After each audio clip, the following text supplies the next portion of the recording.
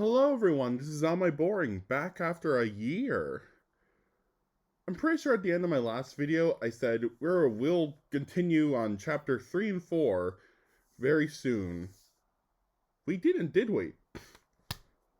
Okay, so let me tell you about that. I'm autistic and I have ADHD.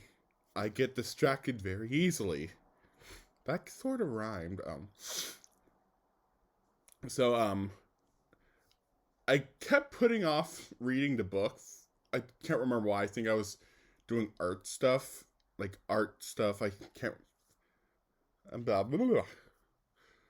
So I just kept putting it off for some reason, and eventually, a year went by, and now we're here. Back in October of 2022. How's everyone doing? You getting ready for Halloween? Got your costumes? Gonna get some candy? I like candy, but I'm on a diabetes watch list. Last time I checked, I was. I'm eating a bowl of ice cream right now, so that doesn't help things. I think I've been pretty. Yeah, I've been lately, yeah. I've been something lately. I'm eating a lot of vegetables, not vegetables, meat and fruit. And go out on my bike every day, so hopefully that's helping. Now then, let's get into what we all came here for. Chapters 3 and 4 after a year.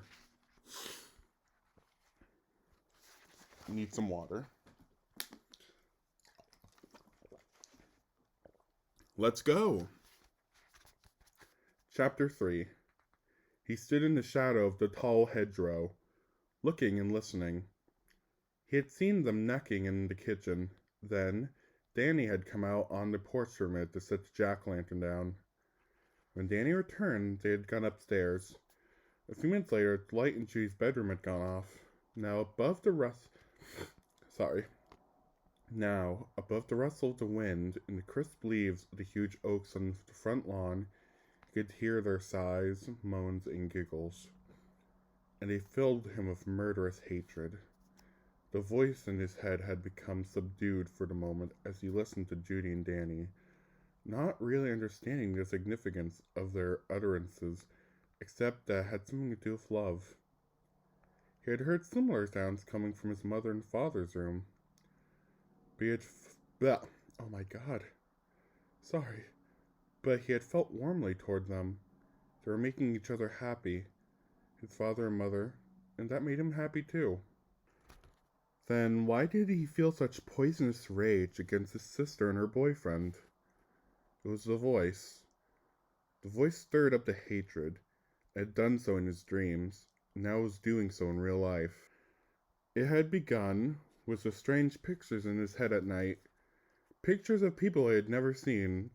Oh, maybe in comic books or on television, but never in real life. People in strange costumes, animal skins. Turning the page. Oh. Armor, leather, drinking and dancing wildly around the fire. One couple in particular. They looked like Judy and Danny, madly in love with each other, dancing in a circle around a huge bonfire, while he, Michael, stood in the crowd hating them, burning up with jealousy. That sounds like the beginning of this book. What was it called? The story. Yeah, it was the prologue. Yeah. Then, a voice had come into his head while he dreamt. A voice telling him to stop the dancing lovers. The voice had become louder, clearer, and more demanding lately. I'm sorry, I don't talk often and I mess up my words. Is the audio okay? I don't use a microphone. I bought one a while back, but it never worked. It was literally a brick. Where were we? The voice had become louder, clearer, and more demanding lately, and its dictates more compelling. He had begun to believe that if he listened to the voice, did what it told him to do, maybe the voice would go away and leave him alone. was no longer a dream voice. It spoke to him during the waking time, too. It had spoken to him loudly tonight. Even as he went from house to house, begging candy, even as he played games at the party, it had directed him to return home at once. Looking around to make certain he wasn't being observed, he slipped across the lawn, past the front porch, ducking stealthily to avoid the orange glare of the jack-o'-lantern. He sidled along the shingles on the side of the house and tiptoed up the stairs of the side door. He turned the knob and the door opened. He wasn't surprised. People didn't lock the doors in Haddonfield. What was there to fear? He slipped into the kitchen and crossed to the sink. Go ahead, the voice told him. You know what to do. He opened the drawer and reached in. His fingers enclosed the thing he was looking for, and he withdrew it from the drawer. It was the butcher knife. He touched the tip with the meat of his index finger. It pricked him. He ran his thumb along the edge of the 8-inch blade. It left a thin, neat trail of blood. He glided out of the kitchen and into the parlor, where he paused, listening. He heard them talking while they dressed and straightened up. He pressed himself against the wall as footsteps creaked down the stairs. He pressed himself against the wall as footsteps creaked down the stairs. My apologies. First, he saw Danny, in jeans and blue-striped polo shirt. His hair was mussed, or mousse, I don't know how to pronounce this word. M-U-S-S-E-D. His hair was mused, and his cheeks were flushed, as if he'd been kissed with hard passion. Then Judy, a sheet wrapped around her, which she held with her thumb against the base of her spine. The intruder gazed at her bare, dimpled buttocks and slender legs. Then he fingered the blade of his knife, trembling. They were kissing, and at last she let go of the sheet, so that all that held it up was the pressure of his body against hers. Do you have to go? He held his watch up behind her head. I gotta go. Your folks will be home any second. She ran her hand up his thigh. How about a quick one? Here now, are you crazy? You're such a chicken. I'd be roast chicken if your parents discovered us doing it in the halls they walked in the door. Sorry. He pushed her away and the sheet fell to the floor. His eyes bulged as he took her body in one last time. Jeez, it's tempting. No, I gotta go. He picked the sheet up and wrapped it around her once again. See, chivalry is not dead. Too bad. Will you call me tomorrow? Yeah, sure. Promise? I'd have to be crazy not to, wouldn't I? They kissed one last time and parted like Romeo leaving Juliet. Judy shut the door behind him, leaned against it for a moment, and moaned in remembrance of recent ecstasies. Then she trotted back up the stairs. He stepped out of the shadows of the parlor and furtively made his... Oh my god, I'm sorry. Need some water. Yeah. He stepped out of the shadows of the parlor and furtively made his way up the stairs, pausing at the landing to look and listen. Her clothes were still strewn in a trail from the top of the stairs to her bed. He followed him like a hunter, tracking the spoor of his prey. He stopped outside her open door, peering inside. She sat in her red Valentine bikini panties, brushing her hair before the mirror on her dresser. She hummed a tune in her pretty voice. He stepped into the room and was halfway across when she saw him. Her eyes clouded and her eyebrows knit with puzzlement. She crossed her wrists in front of her breasts. She recognized him through his mask and called his name, bewildered. Michael, is this a joke? He continued, coming at her. Get out of here, goddammit! Get out of here before I... The first slash of the knife caught her on the wrist, splashing blood across her chest and legs. She looked at the wound with more surprise than pain. She couldn't believe it was happening. Then she realized. She jumped to her feet and backed away to the wall, knocking over her chair. What are you doing? What are you doing? She cried. As he raised the blade again, she held her hand up to protect herself. He slashed the hand viciously, and it dropped limply to her side. Now she was shrieking insanely as she grasped what happened. Well, oh my god, I'm sorry. I'm ruining this very important scene. Now she was shrieking insanely as she grasped what was happening. He plunged the knife into her right breast, and a great gout of scarlet blood spurted out of the wound, and soaked his hand and wrist. He thrust the blade into her belly. At what point she died, he didn't know, for now that she was defenseless, he stuck the knife into her again and again, jamming it into her breasts, belly, groin, arms, legs, and throat. He stabbed her 50 times if he stabbed her once, exhaustion sweeping over him like no joy he had ever known. The paroxysms began to die down, and he stood over her, spent. It was almost impossible to recognize this piece of hacked flesh. Blood was everywhere, and the sour odor of it rose up from his hands, intoxicating him. The gory little figure turned and stepped over the fallen furniture and scattered clothing, and walked down the stairs and into the kitchen. Suddenly, he realized he was hungry. He reached into a bowl on the kitchen counter and stuffed a cookie into his mouth, then opened the refrigerator door and removed a bottle of milk. He emptied half of it into his mouth directly from the bottle and wiped his mouth with his bloody sleeve, leaving a streak of red and white across his cheek. He opened the side door and went outside, still carrying the butcher knife. He stopped out onto the lawn and stood there for a minute, indecisively. At that moment, a dark sedan pulled up to the curb. The assassin made no attempt to flee, but stood on the lawn, waiting for the occupants of the car to get out. After a moment, both front doors opened, and a man and a woman emerged. They took 2 or 3 paces toward the house, then saw him and stopped, staring at the figure in the blood-stained clown costume with a blood-clotted butcher knife in his hand. The man reached out and removed the mask from the boy's face. Michael? And that is the end of chapter 3. I'm very sorry. I'm recovering from a cold I had for like a week. It was not COVID. I promise. We all took tests. It was not COVID. I have this cough that's still struggling to go away.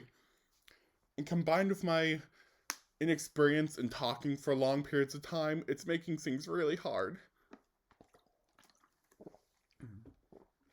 I'm gonna have some ice cream now. It's got Reese's Bits in it. Yum. Mmm.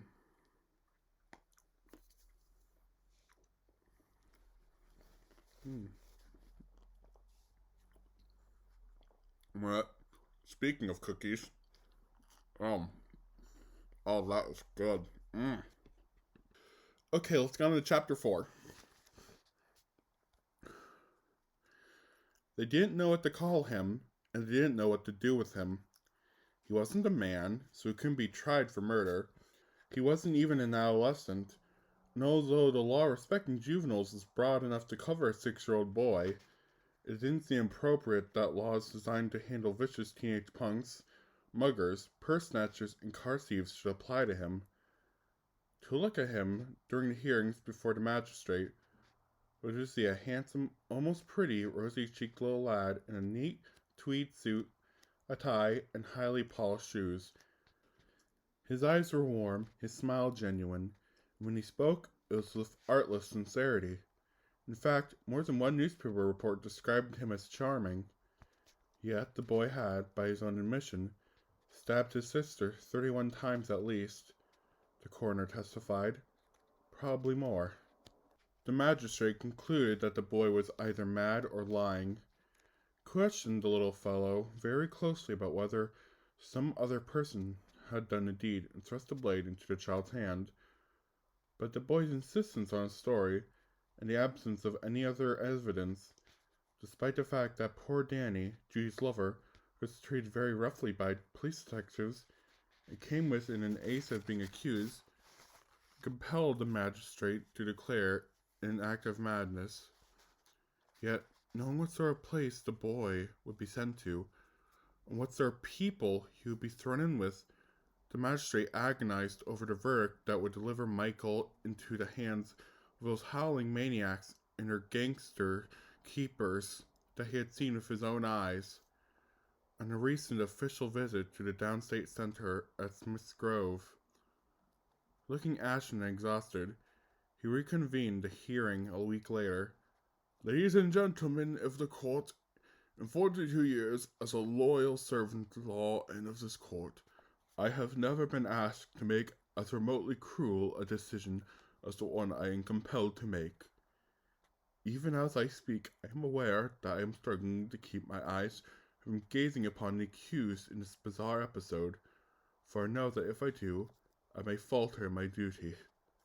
Nevertheless, absent any evidence to the contrary, absent any witness, absent any other person to come forth with a confession, absent any contradiction in the child's story, absent any regret on the part of the accused, and above all, absent any sense of right or wrong, which is the foundation of the law with respect to the criminally insane, I have no choice but to remand Michael Audrey Myers to the Smiths Grove Sanitarium in Warden County, Illinois, where he shall be placed in the care of a resident psychiatrist. He shall report to this court regularly. His case shall be reviewed no less than twice a year. And upon recommendation of the psychiatrist, the boy may be released back into the custody of his parents. Although it is impossible for me to conceive a lengthy stay for Michael, whose brutal act I believe to have been the product of a passing madness that I hope has discharged itself forever from his system, I am obligated to cite the law concerning criminally insane minors, namely that at the age of 21 they must be brought before a magistrate for a criminal proceeding. If Michael is still at Smith's Grove 15 years hence, he shall be brought before the court on the day of his 21st birthday, where he shall be tried as an adult for the murder of Judith Margaret Myers. I have, he said, holding up a sheaf of papers, prepared a list of supplementary instructions for the care of Michael at Smith's Grove, and hope that the problems that exist in such institutions shall not damage his chances of returning to society as a normal, healthy, fully functional human being. This court is dismissed. He rose, and the courtroom, which was composed almost exclusively of newspaper reporters, rose with him, pivoted, and still averting his eyes from the boy he had just sentenced to a living death of an insane asylum. They don't call them insane asylums anymore. They just call them mental institutions or something. I don't know, insane asylum just sounds so ableist. Passed through the rear door of the courtroom. Michael's parents sobbed as the boy was led out of the room by a stern-looking matron, and even the normally tough-skinned reporters, who had seen everything, looked wan and reflective. One observer, however, was unaffected. Sam Loomis, a round-faced man with a goatee and a head shaved bald. He had been staring penetratingly at the accused boy. In all his years as a clinical psychiatrist, he had heard and read about such cases, but had never observed one personally. And so the Myers case had interested him keenly, particularly because Loomis was the resident in charge of juveniles at Smith's Grove. Like everyone else, Loomis had been deeply touched by the angelic appearance and manner of the little boy until his boy was reciting the events of the evening of October 31st, 1963. His eyes happened to lock with Loomis's. The man felt a chilly foreboding that almost curdled his blood. 6 months had passed since the hearing, and, as required by law, Loomis now appeared before Judge Christopher in the magistrate's chamber. As they sipped glasses of port, Loomis noted how much the judge seemed to have aged. Loomis tactfully said something to this effect. "It disturbed me deeply then, and it disturbs me no less deeply now. It haunts my waking hours and my sleep. I don't think I've ever done anything so difficult in my life. What could I have done? What could you have done? How is he?" Oh, I gave the Loomis voice to the magistrate. Sorry. "He is fine. Of course, in my professional capacity, fine must be defined. Please, no psychiatric rubbish. Rubbish? Oh, he's British? Please, no psychiatric rubbish. Oh, my god, I'm sorry. Please no psychiatric rubbish, Loomis. Let's tell you about his behavior in plain terms. In plain terms, he has done nothing to our direct knowledge that would indicate anything else but normality. Direct knowledge, Judge Christopher, Loomis said, rising to his feet and distractedly running his fingers over the red and beige-bound legal volumes on the judge's shelves. There have been some peculiar and unpleasant occurrences at Smith's Grove in the last 6 months, particularly in the juvenile ward. The judge leaned forward. Like what? Well, first of all, you have to understand that Michael is by far, maybe 8 or 9 years, the youngest patient in the ward. He would ordinarily be the subject of a great deal of bullying, yes? I should imagine so. There has been any attempt whatsoever. Not so much as a pinch. I guess that's good, but... The magistrate stroked his cheek. And what do you make of that? The same thing you do, I'm sure. They're afraid of him. I've seen him turn the hardest delinquent in the ward to stone with a stare. The judge digested it. And this is all you have to say? He feels this is sufficient reason for me to extend his incarceration. Then there was the matter of the Gildan. The trustee of Gildan's was not the... Gildan is known around the ward for his pranks. The children love him. He's the only breath of fresh air in the place. One day, a month after Michael's arrival, Gildan played one of his harmless practical jokes on the boy. One I've seen countless times. What was that? Oh, loosened the cap on the salt sugar, so that when Michael salted his dinner, the contents of the shaker fell onto his food. As usual, it got a big laugh. It had become practically an initiation ceremony for the youngsters at the hospital, and Michael didn't think it was funny. What did he do? Nothing at the time, but that night, Gillen came down with a case of cramps so severe he had to have his stomach pumped to analyze his food poisoning. But do you think... Yes, though I don't know how the boy might have gotten into the kitchen, or what he could have used. The juvenile was separated from the kitchen by a series of guarded or locked passages. I see. Anything else? Nothing quite as tangible. But the other boys in my charge had become, well, rather restless since Michael's arrival. Like a herd of cow that instinctively feels the presence of wolves out there in the darkness. They always seemed to be on the verge of bolting, stampeding. The judge looked at him. Dr. Loomis, I think you know how profoundly unnerved this matter has made me, how desperately interested I am in seeing Michael treated and released. I'm not overly impressed by the observations you've made this morning. It's only your reputation that keeps you from making some rather critical remarks. Now, I want to know if the boy sticks to his story, understands what he did, feels remorseful, feels purged of the murderous hatred he described to us at the hearing, that sort of thing. Judge, said Loomis, collapsing in a leather chair, this boy's story and attitude haven't changed a whit since the hearing. I spent nearly 2 hours a day with him, every day, for 6 months. I've nothing to go on but my experiences and hunches. And I tell you out of the depths of all I have learned and observed in 15 years of exploration of the human mind, Michael Myers may be the most dangerous person I have ever handled. Loomis's crystal blue eyes locked with Christopher's and held them for a long moment. Then the judge pulled his gaze away and quaffed down the rest of his port nervously. Damn it, Loomis, I can't run my cult on hunches, hearsay, coincidences, or anything but hard evidence. Unless you come up with something he says, something he does, I'm going to seriously entertain the boy's release the next time you appear before me, is understood? Yes, Your Honor. Loomis breathed, taking his leave with no ceremony whatever. In the following months, there were more occurrences. In Loomis's mind, there is no doubt whom to ascribe them to. Every time Michael was slighted, or fancied he was, by a staff member or another inmate, some awful vengeance was visited upon the offending person.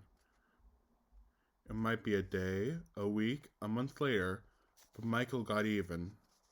The problem for Loomis although no one ever observed the boy doing directly.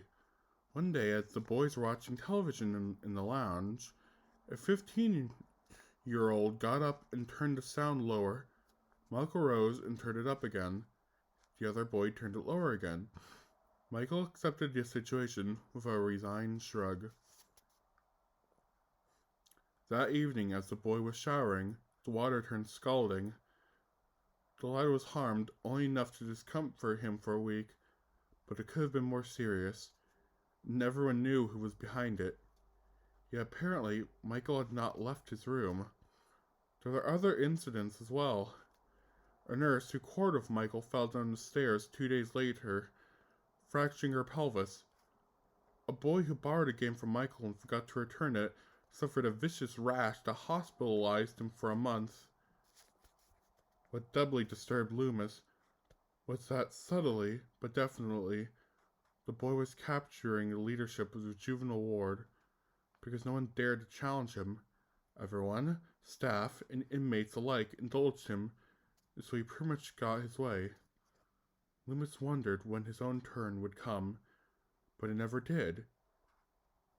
And he believed it was because no matter how much Loomis challenged the boy, no matter how much he thwarted him, Michael knew that Loomis was trying to help him. The boy grudgingly acknowledged Loomis's authority. And that, Loomis concluded, was probably the only thing that prevented Michael from walking scot-free out of the institution. You could, Loomis said to him one afternoon during the regular therapy session. That's how much they fear you. If you were to ask an orderly for keys, as a guard or trustee to turn his back at the appropriate moment, you could stroll out of here, just as the power you exert over them. Isn't that true, Michael? The boy's eyes clouded, and he shrugged his shoulders. I don't know what you mean, sir. But you won't do it, Loomis said, almost smugly.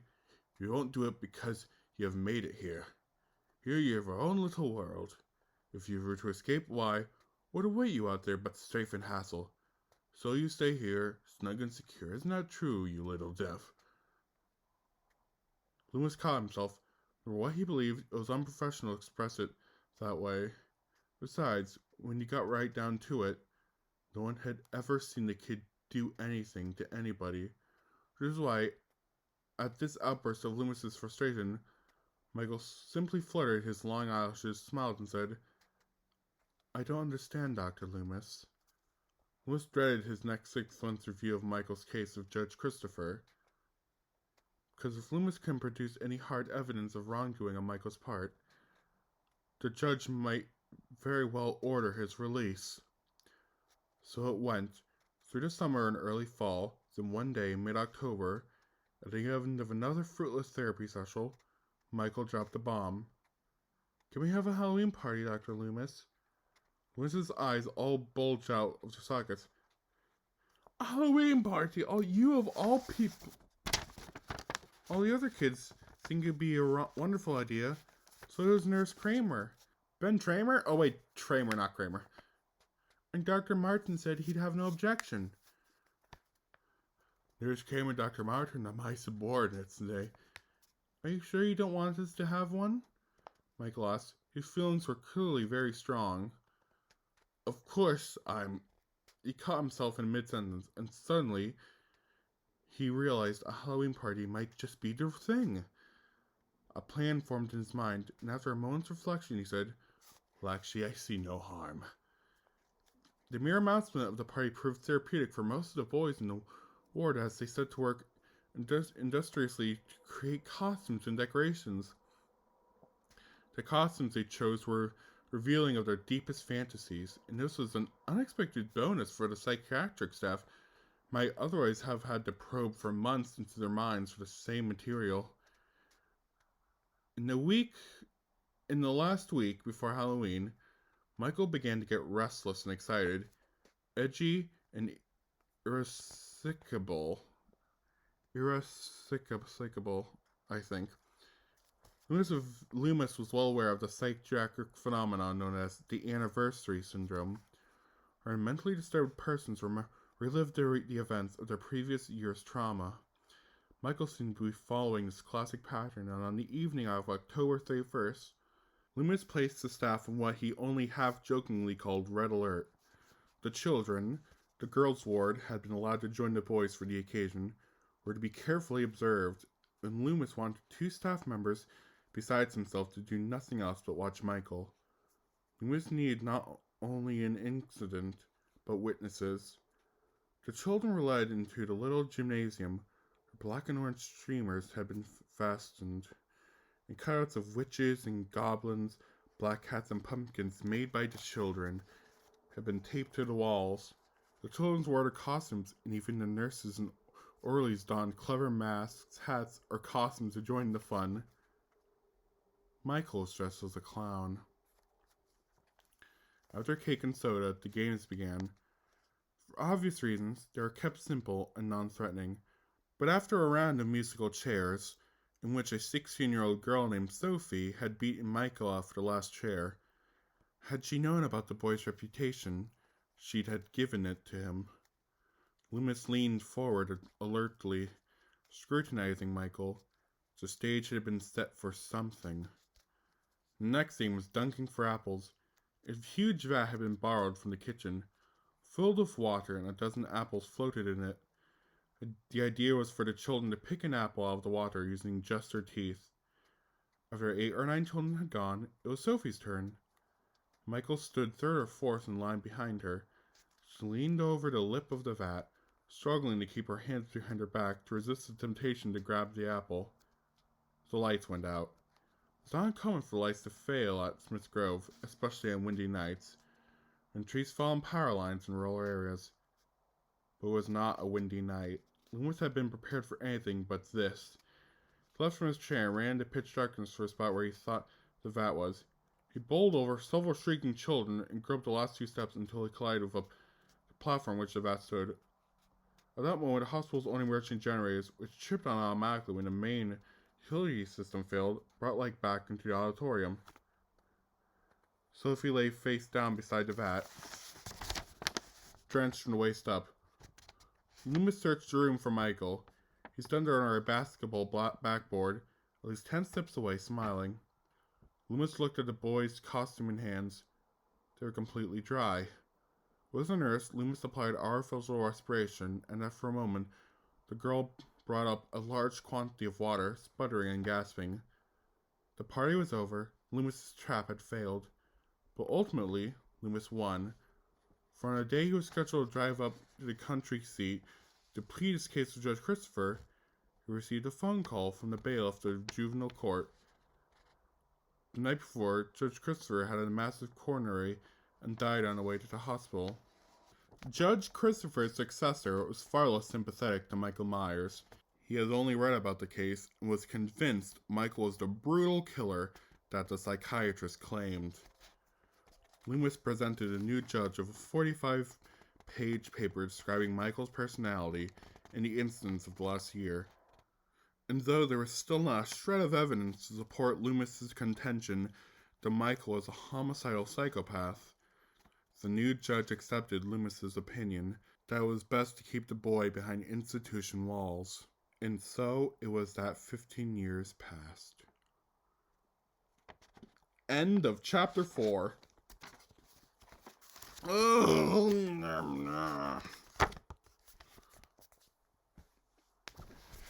I have not spoken for a long time. I'm very introverted. I'm spent a lot of time in my room not talking. So this was hard. I'm so sorry. I had to record the brutal part, the part where I have to say the word brutal multiple times because I couldn't say the word brutal properly. And the part where, there was still not a shred of evidence. I had to record it so many times that it frustrated me. It was the last page of the chapter 2 that made it more frustrating. This was nice. It's nice to get back into things. Hopefully when I say that chapter 5 and 6 will actually be up soon, they will. I'm going to genuinely try.